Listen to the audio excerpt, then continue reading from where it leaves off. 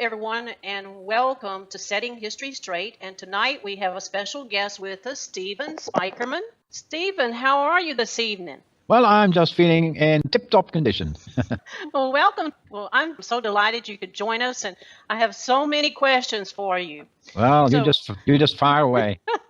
So some of our people who are listening, some of our audience may not be familiar with some of the books that you've written and some of your background. And so I thought we'd cover a few minutes on your background. And well, I was born in Holland, and my mother was Jewish and my father was Dutch. And my mother converted to Catholicism. She lived in England to marry my father, and they settled in Holland in 1933.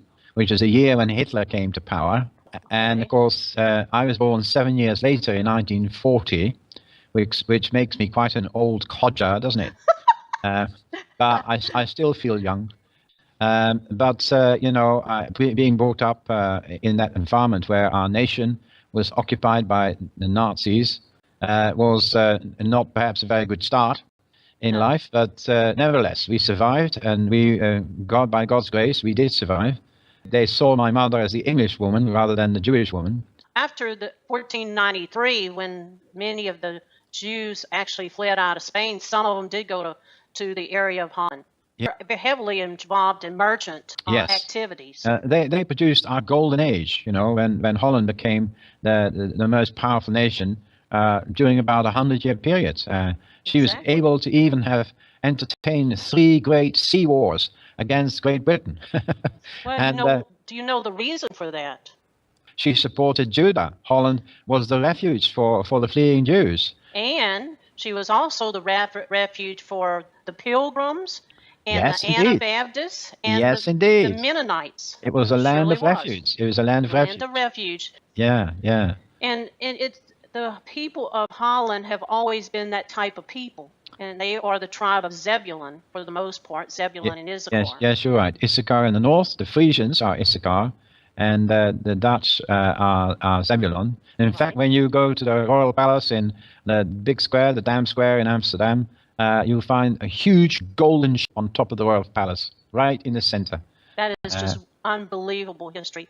Yes. And it's very interesting to notice, if you know a lot about the tribes of Israel, you'll know that each one of them had a seal, and that seal and sign or symbol that they were given to in Genesis 49 is still on Zebulun today, because Zebulun, their ancient seal that was done in 1546, I believe, that ancient seal has a ship on it, and that was their symbol that was given to them. Absolutely, you know more than me. No, I don't. But I think I've studied heraldry for many years, and the foundation is, of course, Genesis 49, where Jacob calls all his sons to his bedside, on which effectively is his deathbed, and then he tells them what is going to befall them in the end times. So the blessings that Jacob pronounces have prophetic relevance for our time today. It absolutely does. And I moved to England when I was 21, and there in England I went to a Billy Graham meeting, and there on the second time I gave my life to Christ. From there, of course, we moved. I was promoted, and we moved to another part of the country.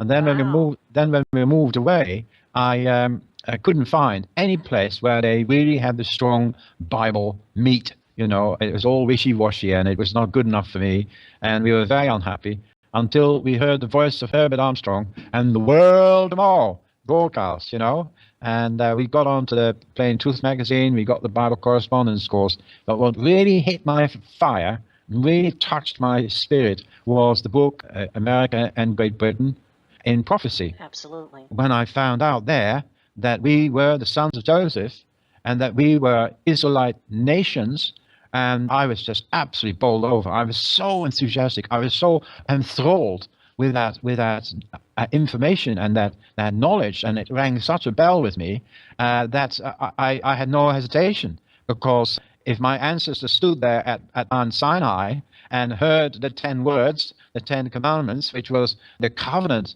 that the God of creation made with his chosen people Israel.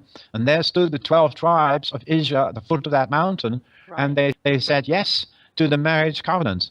And they said yes, they said everything the Lord has said we will do. They said it not once, not twice, they said it 3 times. And they spoke not just for themselves, the 3.5 million people who were there, they spoke for all their descendants too. In that respect, they spoke for me. Well, you know, it's very interesting today that so many people do not know their origin. We in this country have completely removed that information, and the people do not have a clue as to who they are. They do not know. So Britain and America. They And are they brothers. are Joseph, fulfilling God's purpose that these 2 nations help each other because they're brothers. They are brothers. And they are Joseph. And you see the same, the First World War and the Second World War. You know, England and France get involved in the First World War, and then Johnny come latey. America comes to help, you know, his brothers. And you see it in the Second World War, same scenario where Right. Britain has to shoulder the burden on her own for nearly 2 years, and then America comes in to help and makes the difference, and they get the victory against the enemy. So Exactly. in modern history of Britain and America, you have God produces leaders who are compatible to each other and friendly towards each other in time of crisis. So in the days of the Second World War, it was Churchill, Winston Churchill, and Roosevelt who were great pals, and they complemented each other and they helped each other, and they were able to agree on policy. Then you go further into history and you see Maggie Thatcher, and President Reagan in a very, very close-knit relationship as they fight the Soviet Union, you know, the communist beast. Then, Absolutely. so this is God's design, is by God's fulfilling God's purpose that these 2 nations help each other because they're brothers. They and are they brothers. are, and they are Joseph, going back even to ancient times. And if we now go to the presidential seal, very, very remarkable stuff there, because in the presidential seal, you actually have the Joseph's dream in the presidential seal. Can you imagine that? Can you why, imagine that? Why is Joseph's dream in the presidential scene? If it's got no purpose, if it's got no meaning, why is it there? When you look again at the eagle, which is very prominent in the center, you see that everything is the same, apart from what is above the eagle's head. And there you have Joseph's dream in the presidential seal. And Joseph said, look, I have dreamed another dream. And this time the sun, the moon, and the 11 stars bowed down to me. So he told it to his father and his brothers. Genesis 37, 9-10. Now Jacob interprets his son's dream, and Jacob answered, what is this dream you have dreamed? Shall your mother and I and your brothers indeed come to bow down to the earth before you? Genesis 37, verse 10. And if you look above the eagle, what do you see? You see the rays of the sun in a sort of arch all above the eagle's head. The rays of the sun going from left to right. And then above, just below the top of those rays of the sun, you see 13 phases of the moon, and they represent Rachel. The sun represents Jacob, the moon represents Rachel. And then below that are the 13 stars representing the 13 tribes of Israel, including Ephraim and Manasseh, who were raised to full tribal status. Now you ask yourself, why is this number 13 everywhere in American heraldry? Exactly. Well, there are several reasons. The first obvious reason is because Joseph held the 11th position in the family pecking order, and Benjamin was number 12. He was the last one to be born. He was number 12. Now, with the death of Joseph, it was Ephraim who inherited Joseph's place, because Jacob raised him above Manasseh. And so the number 13, you can find it nearly 30 times in American heraldry. When you look at all America's heraldry, it's there nearly 30 times. Now, that's not a coincidence. No, it's not. That is a pattern. That is an absolute pattern. And so when something happens once, it means nothing. When something happens twice, it could be just a coincidence. Even when something happens 3, well, we could just say, yeah, maybe it's got meaning. But when something happens 30 times, oh boy, I think it really establishes a fact. Huh? And the fact that that's considered an unlucky number today, and that was caused isn't by that our amazing? enemy. Isn't Our that enemy amazing? brought that into effect. Yeah, yeah. Now, there's a lot of superstition about number 13. Hotels don't have a 13th floor, and they also haven't got room number 13, etc. And so people are very superstitious about it. But isn't it just like the enemy to put that superstition around that number, which in fact is a sacred number?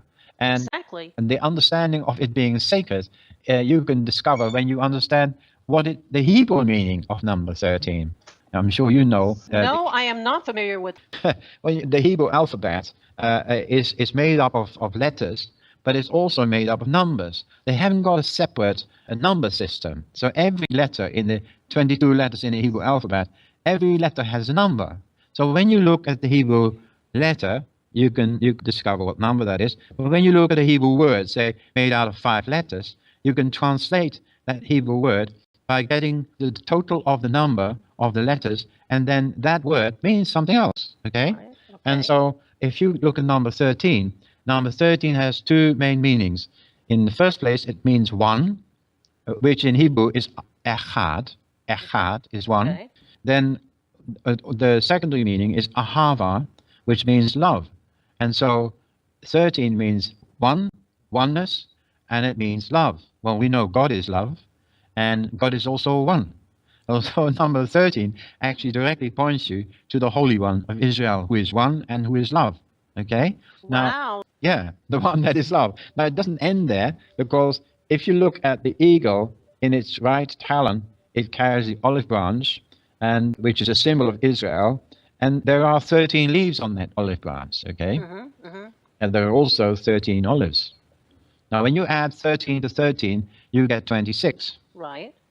Which is also supposed to be an unlucky number, by the way. Is it? Yes. Oh, well, It's people who study the occult tell you those 2 numbers are unlucky. well, they would, wouldn't they? Yeah, they would. 26 actually means Yod Hey Vav Hey. It's the meaning of the unutterable, ineffable name of Yahweh. Wow. And so that is in American heraldry, right? Now, why is that there? The founding fathers knew the meaning of these words, okay? Exactly. They understood these things. And many of them are Hebrew speakers. You know, in fact, there was a debate by the founding fathers as to whether the new nation should have Hebrew as its language, not English. Absolutely, I understand that. And the vote went against them by 1 or 2, very, very small number. And so it was a very serious consideration at that time. So it didn't happen, wasn't God's purpose. He wanted English to be the global world language. He had a new language. Language, yeah. Right. So you see, that's all in the Great Seal, and then you see the 50 stars surrounding the presidential seal, as opposed to the Great Seal. And those 50 stars point to the 50 states of the United States, but they point to something else also. They point, in fact, to the Jubilee, because the 50th year is the year of the Jubilee. And of course, in the year of the Jubilee, all the captives are set free, and also all debts are forgiven. Now, of course, Yeshua HaMashiach, the King, Messiah, when he comes, he actually is the Jubilee. When he comes, he will come in the year of the Jubilee, probably the 120th year of the Jubilee when he comes, and he is going to set all the captives free. He's going to forgive all debts, and he's going to restore the kingdom. Now, you also mentioned in your presentation about the meaning of the word America. Yes, America in Hebrew is Asot Habrit, which means the land of the covenant, or the lands, plural, the lands of the covenant, or that is the meaning of America. And then the United States of America is still the states of the covenant. So it's either lands of the covenant or the states of the covenant. So how in the world do these kind of things happen?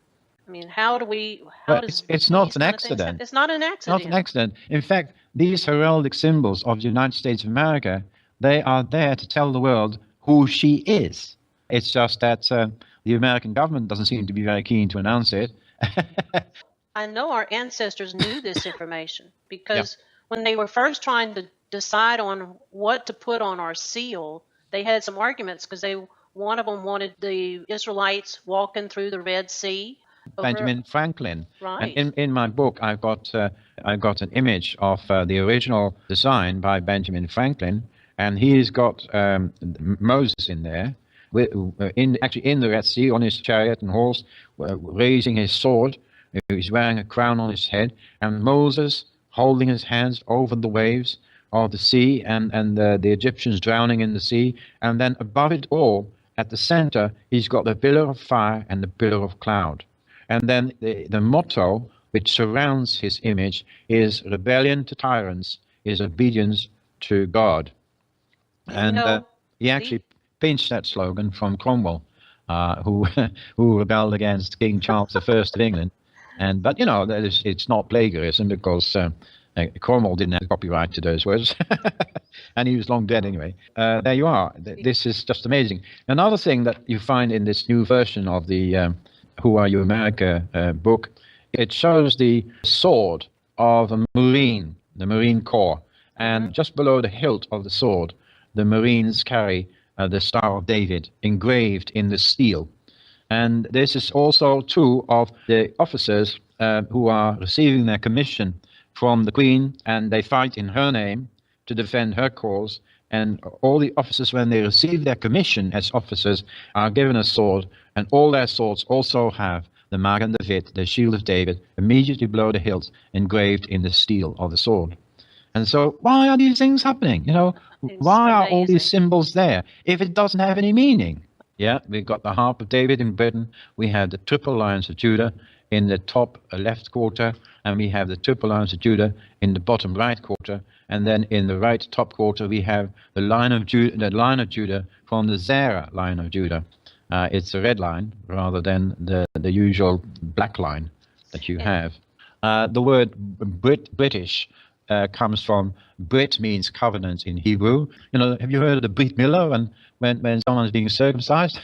You know, and so Brit is a Hebrew word, and it means covenant. Ish means man, and so British means covenant man. Britain is derived from Brit Arm, and Arm is people, and Brit is covenant. So the British are the people of the covenant. Right. And you know, their first king, which was a Trojan king that came in about 1100 BC, his name was Brutus. Brutus, yes. And BRT, you know, it's also a symbol for Israel.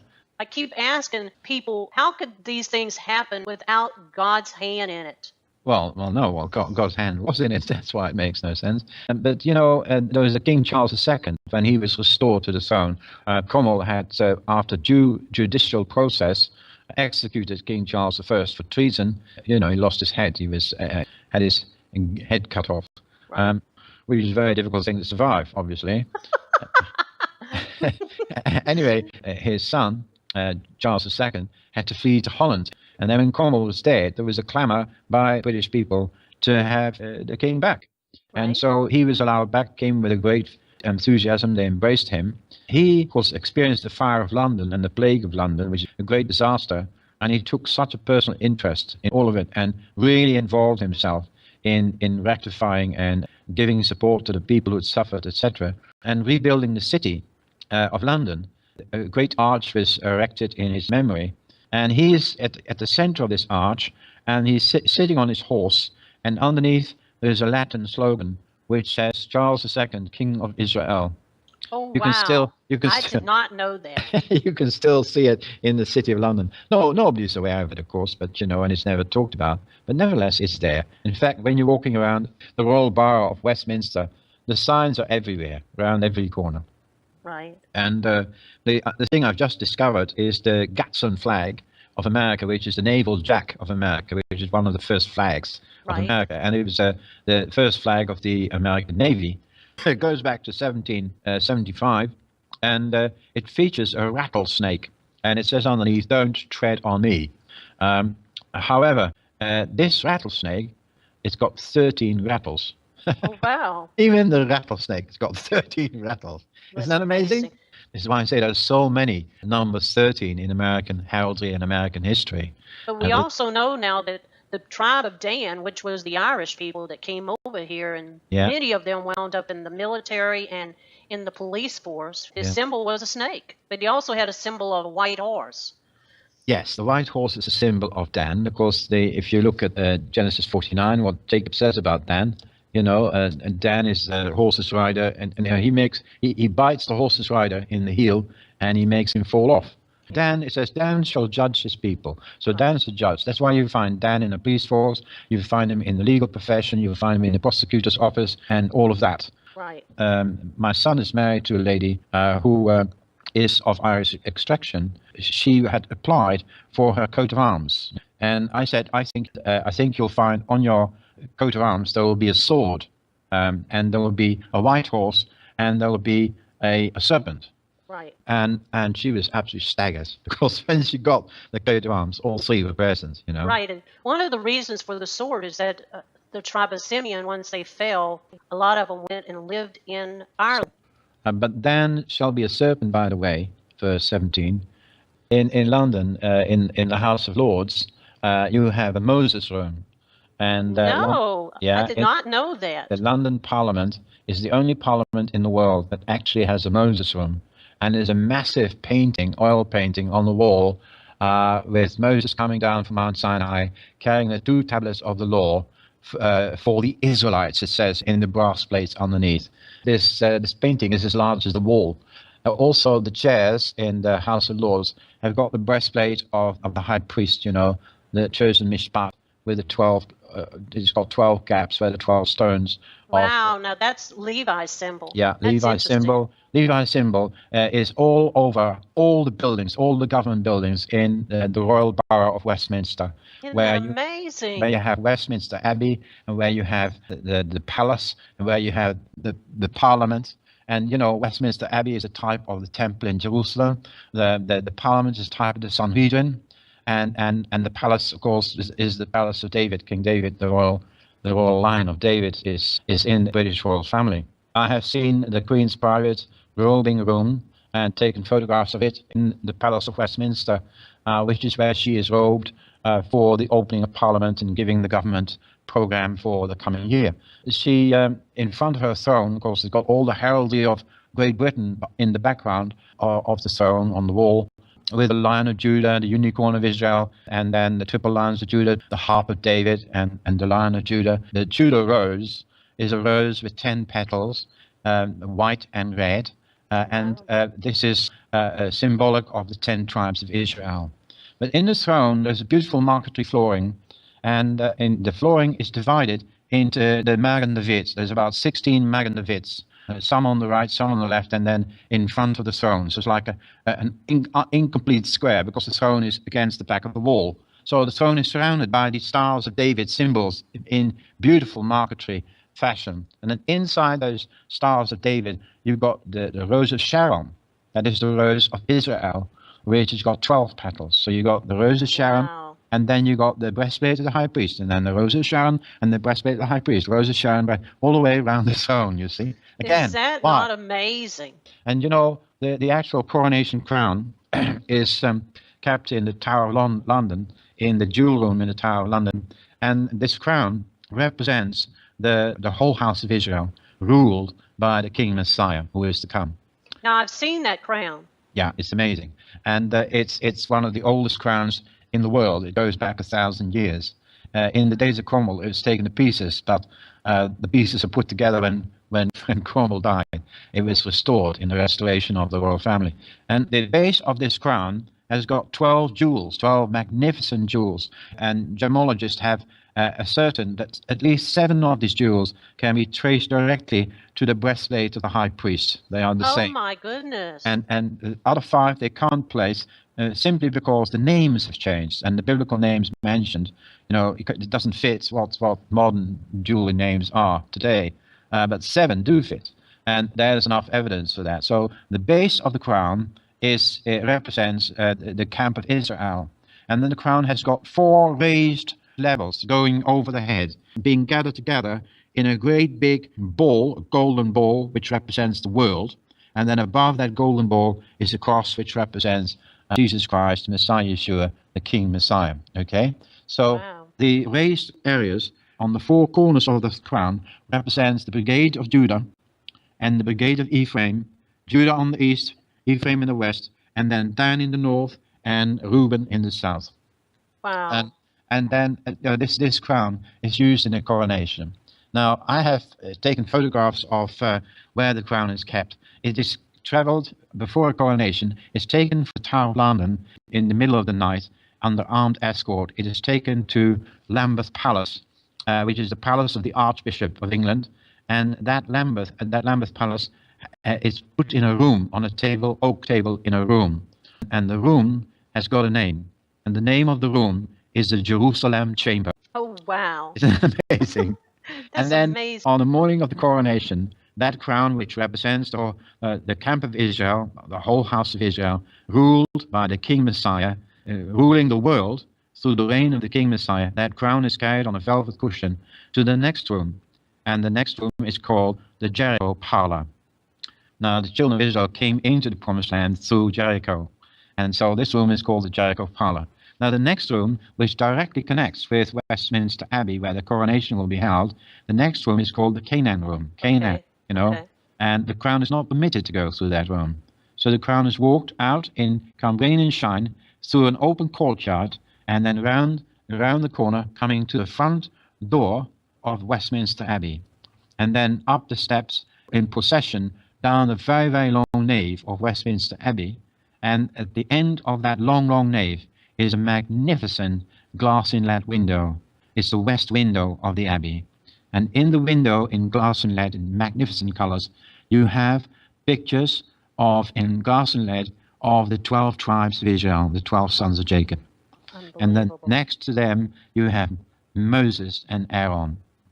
And everyone has got his name underneath it, starting with Reuben and then going all the way down the line to Benjamin, and then Moses and Aaron. And that's the crown representing the camp of Israel, representing the kingdom of Israel, a kingdom ruled by the King Messiah who is to come, ruling the world through that nation, those holy people, those people who are set apart, the chosen people of Israel. And the Jews are not the only ones who are chosen. All the 12 tribes are chosen. They all stood at the foot of Mount Sinai, and they all said yes when God made his marriage proposal. Everyone said yes. And they spoke not only for themselves, they spoke for all their descendants. And isn't that amazing? It is simply amazing. Stephen, I just want to thank you again for coming on with us. Good night, Stephen. Okay, Lila Tov. And we'll talk to you again. Okay, all the best, Linda. Many blessings. Many blessings. Bye-bye. Please visit our website at www.12tribehistory.com. That is the number 12, tribehistory.com, or email us at lwatson44@cox.net with any questions or comments.